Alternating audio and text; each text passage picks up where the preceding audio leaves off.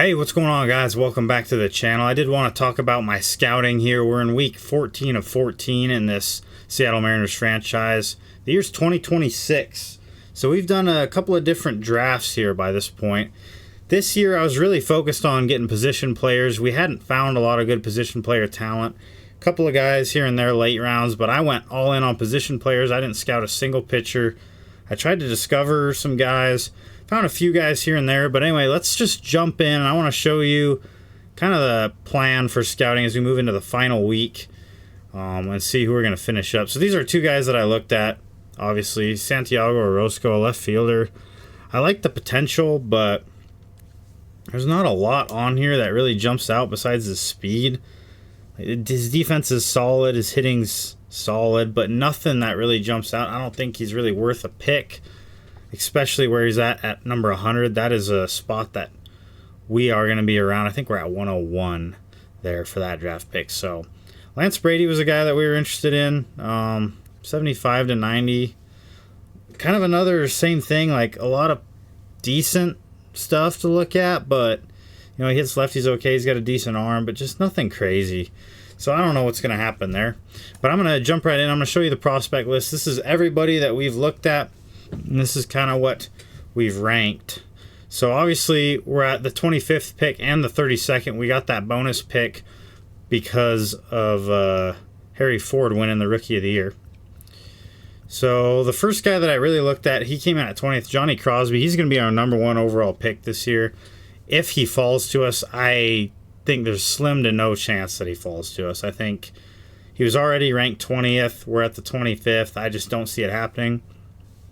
But if he does, he's a guy that we really want. Hits lefties well, plays some decent defense, although his fielding could use some work, but I like the arm strength for a right fielder. That's nice. A little bit of speed, nothing crazy, but great vision and great discipline at the plate. So kind of a top of the order contact hitter guy, which we really need. We're kind of about to enter an era where we won't have a lot of that. So he's kind of my number 1 guy. Moving on down the line, Felipe Estrada is a catcher. We don't really need catchers, but I think the value I could get from him, he's ranked 24th. I think there's a good chance we can draft Felipe Estrada. Our scouts really like him. We have him ranked 17th.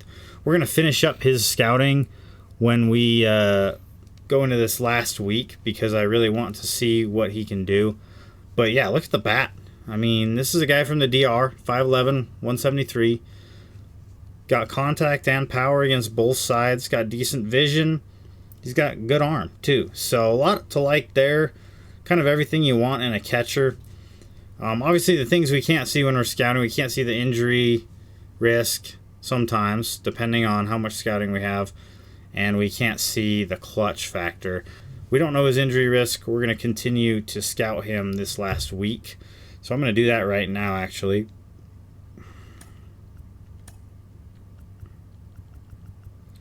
We're going to finish up the scouting on Felipe Estrada. We're going to change it to catcher. So he gets his scouting. He'll be pretty much done.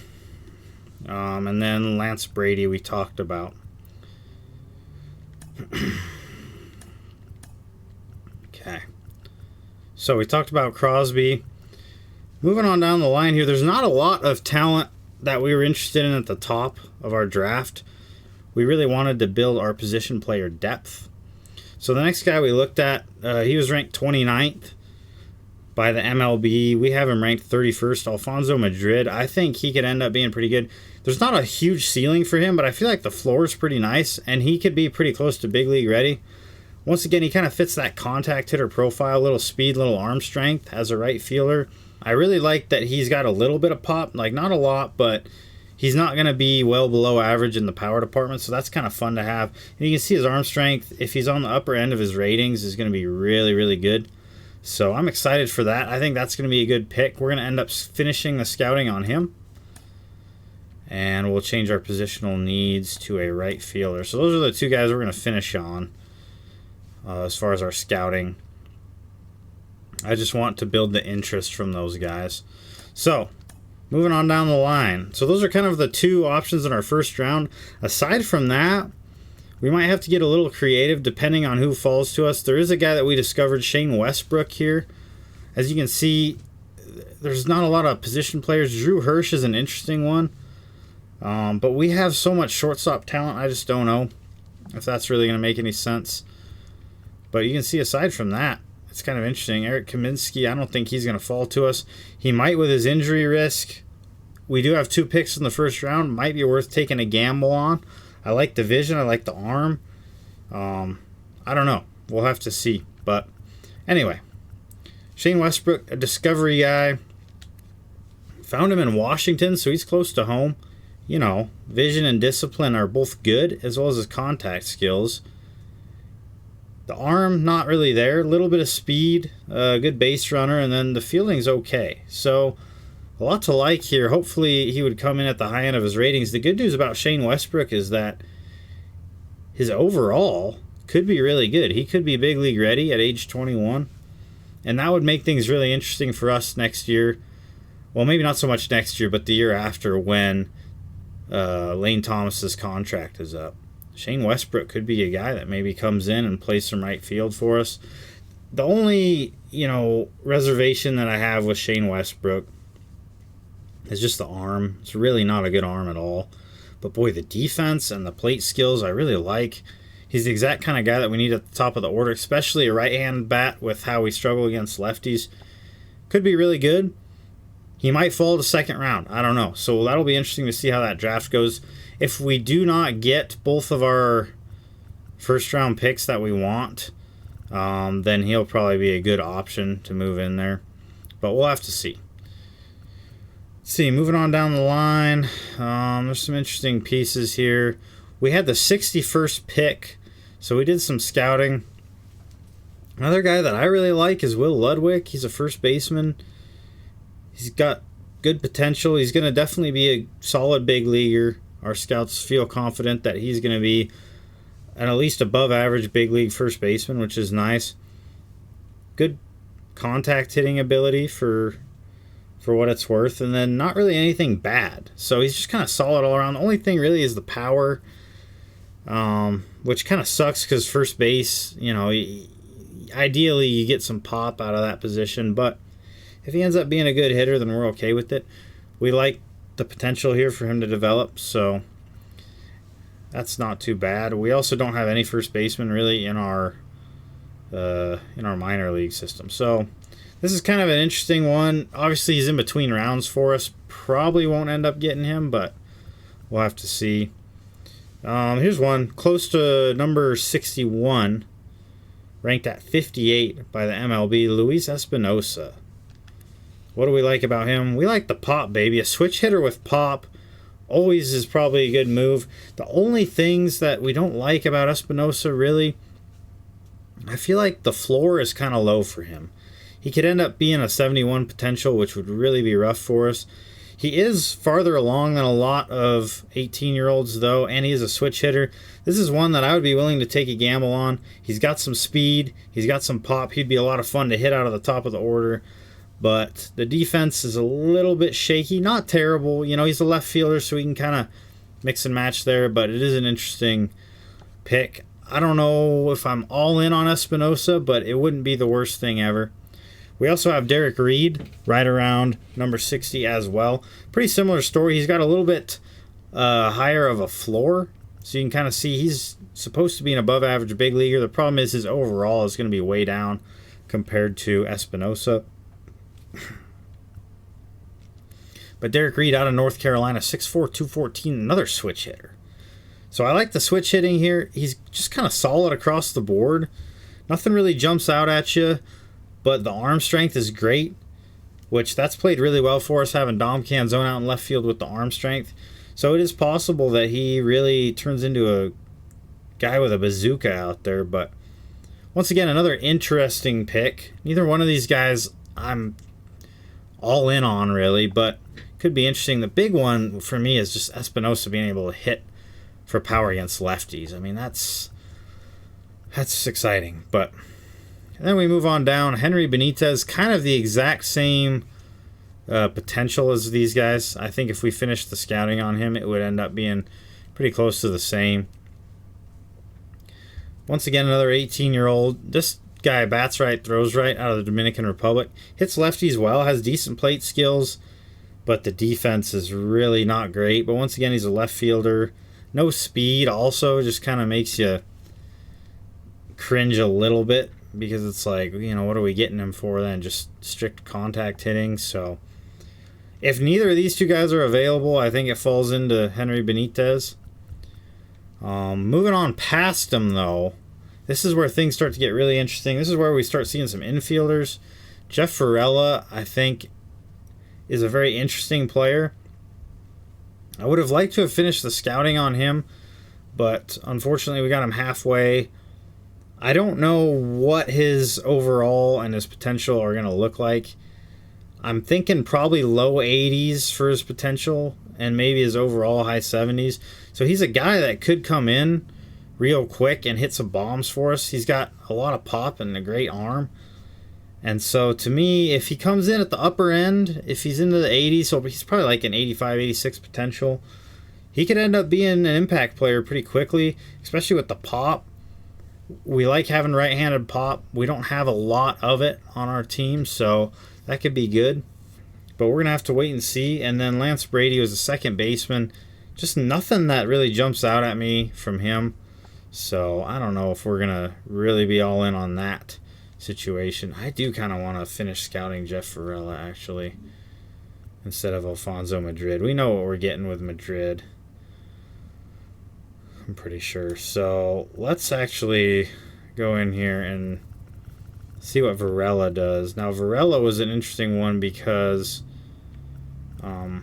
he was one of a few third basemen that I scouted. I looked at a bunch of third basemen, obviously, because that's a spot that we need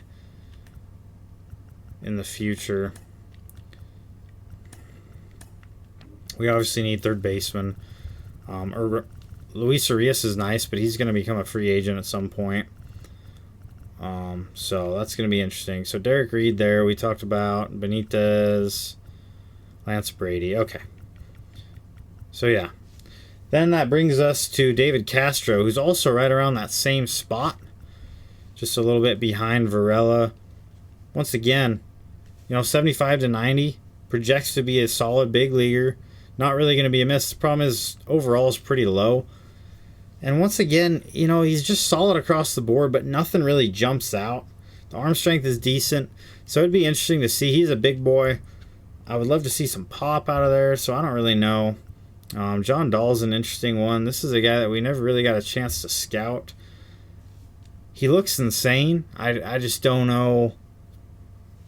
I don't know what that would look like. I would bet that we would see some regression with his abilities, but he's a switch hitter. Wouldn't be the worst guy to take a gamble on, but I just don't really know what to think about that.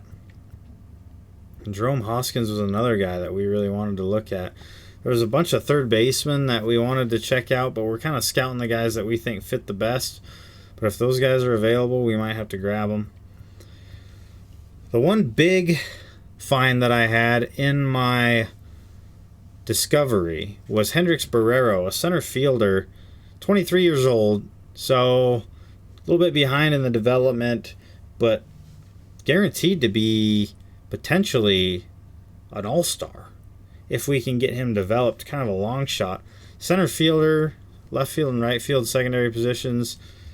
He's a guy that maybe we'd use as a right fielder. I'm not sure he's going to be around. I don't know how much value he really has for me coming in where he's at. He's got good speed and a good arm, but the defense really isn't there. He doesn't have a lot of pop. So that's kind of an interesting choice. I'm just not sure how that's going to turn out.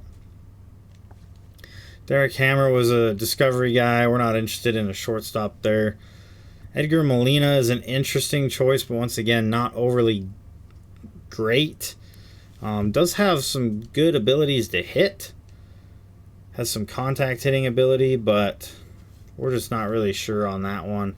Maybe late rounds if we have to. And he is right around, where was he at? 84. So might be a third round pick. James House is one that I find very interesting because he's ranked really low, so he may still be around in round 2. 80 to 94 potential. So he's guaranteed to be a very good big league player. The problem is he's 20 years old and he opted out of the doctor exam, so he may be injured. The things we like about House, though, solid hitter across the board, average. Nothing really jumps out about him there, but solid arm, good reaction, good defender. Could be a steal in the late rounds. I don't know what's going to happen with that. I wish that there was just more that he did well, but it's kind of an interesting situation. Santiago Orozco, we talked about him. He's decent, but all he really brings to the table is speed. Nelson Murillo was an interesting one. He opted out of the doctor's exam, and he's already not super great, so it's kind of a risky one. We scouted him at 65 to 80 potential, which is pretty risky. But we love the switch hitting. We love the ability to hit. He's got great plate vision. He's got great defensive ability. If he comes in at the high end of his ratings, he could be a great third-round pick. I don't know if he's still going to be there, but we'll have to see. And then moving into the very late rounds here, you kind of just got to pick and choose some different guys, see if somebody falls. David Munoz was an interesting first baseman, but he is injured. I just don't really think there's any point in taking that. Maybe we take some relievers in the late rounds. I don't know. Wesley Powell supposedly has a lot of pop. If that's the case, that'd be cool, but we don't really know. We didn't scout him. He's a guy, though, that definitely on my radar here for the 4th round. And really, when you're talking about players that you haven't scouted, you kind of have to just go by their potential. Like this guy, Bill Harden, seems like he's pretty good. Could end up being a steal late rounds, second baseman, but you never really know what you're getting there. Doug Ness, interesting. And then Hal Plank. I remember looking at this guy a little bit. He's healthy. He might be a guy that we take. Throws pretty hard. He's got 4-seam changeup, slider, curveball, good pitch mix. Nothing wrong with that.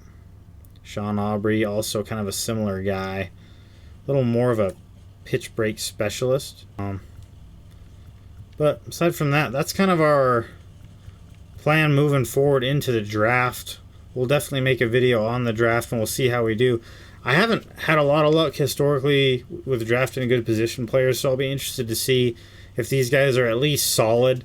I hadn't discovered anybody that was really, really good, so hopefully they come in at the high end of their ratings and are potential impact players. But thanks for tuning in, guys. Appreciate it. I'll catch you on the next one. Y'all take care.